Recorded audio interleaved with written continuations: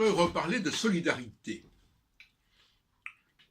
Notre société est très défaillante au niveau de la solidarité. Alors j'entendais tout à l'heure des émissions sur la crise du social, le poids du social.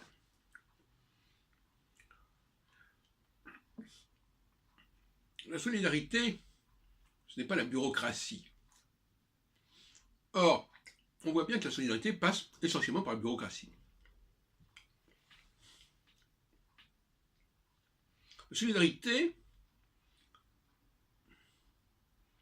c'est de reconnaître au sein d'une communauté donnée, parce qu'on n'existe pas en dehors d'une communauté. Ça n'existe pas. La solidarité doit s'exercer au sein d'une communauté, aussi bien verticalement qu'horizontalement. Seule une communauté est capable de déterminer ceux qui ont joué un rôle important dans le passé ou qui sont prometteurs pour le futur. Seule la communauté scientifique peut déterminer l'importance de tel et tel personnage, de tel et tel savant, de tel et tel chercheur. Il ne faut pas demander à des gens extérieurs de le faire. Donc l'État, il est bien obligé, à mon avis, pour exercer sa politique de solidarité, de passer par les corporations. Pour employer une expression qui était très à la mode sous la Révolution, qui était justement anticorporative. Et c'est, à mon avis, un des graves défauts de la Révolution, et dont on souffre encore actuellement. Il faut que chaque communauté s'organise avec ses propres valeurs. On peut lui donner un capital, on peut lui donner de l'argent. C'est ce qui se fait d'ailleurs à propos des territoires, à propos des communes, etc., ou des associations. Mais c'est essentiellement par là que ça se fait, à condition, bien sûr, que la communauté en question fasse les choses correctement. Mais ça, elle doit être surveillée dans ce sens. Il faut surveiller qu'une communauté utilise l'argent qu'elle a récupéré par des taxes ou l'argent qu'on lui a donné par le biais de subventions, qu'elle utilise à bon escient et qu'elle, notamment, elle récompense les personnes qui vraiment soit ont joué un rôle majeur et éminent, soit ont un potentiel évident par rapport à leur futur. La solidarité doit s'exercer à la fois sur le passé et sur le futur, pas tellement sur le présent finalement. Qu'est-ce que c'est d'ailleurs que le présent? Par conséquent, il est important qu'une communauté ait connaissance de son passé, de son histoire. Pas de son histoire remontant à des siècles en arrière, bien entendu. Son histoire remontant à quelques décennies, disons. Et souvent, ce n'est pas le cas.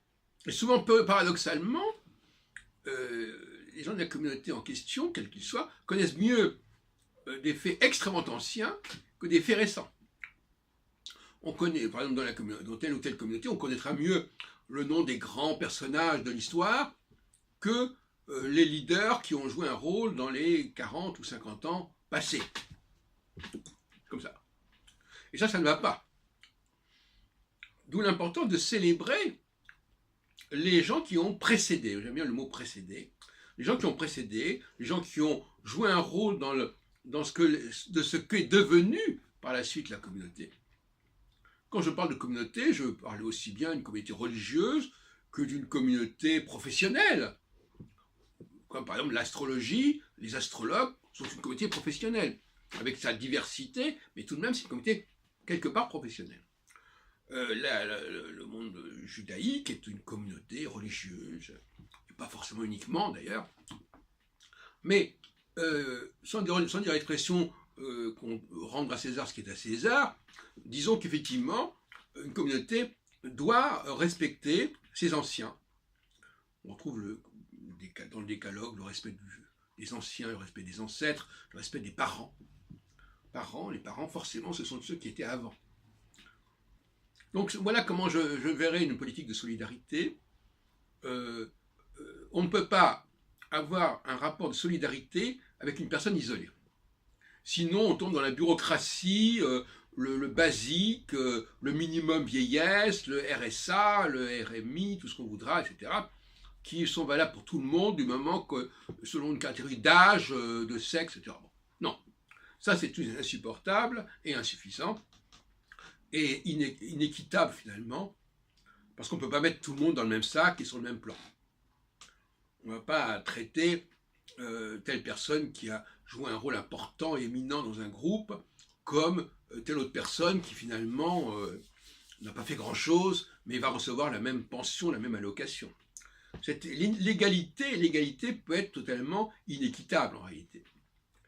Alors, on a des moyens de juger la valeur, l'importance des gens. On a aujourd'hui un énorme instrument qui est le moteur de recherche, qui est Google par exemple, où rien n'échappe. On peut très bien voir le rôle que quelqu'un a pu jouer au cours des 50 dernières années, par exemple, dans un milieu donné.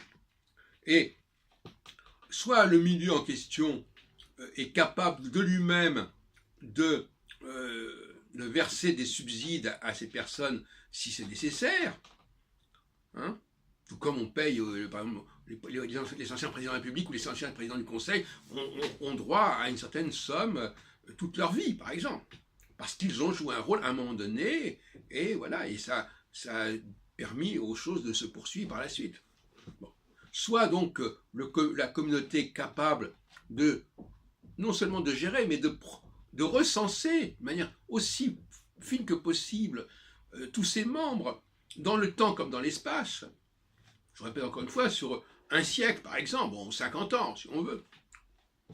Après, il ne s'agit pas non plus de remonter à Mathusalem. Soit elle n'en est pas capable, et à ce moment-là, elle doit être prise en charge par un gestionnaire qui va s'occuper de trouver des solutions. Voilà, donc il n'y a pas de solidarité sans renforcement d'un certain communautarisme, d'un certain syndicalisme, ça me paraît absolument certain.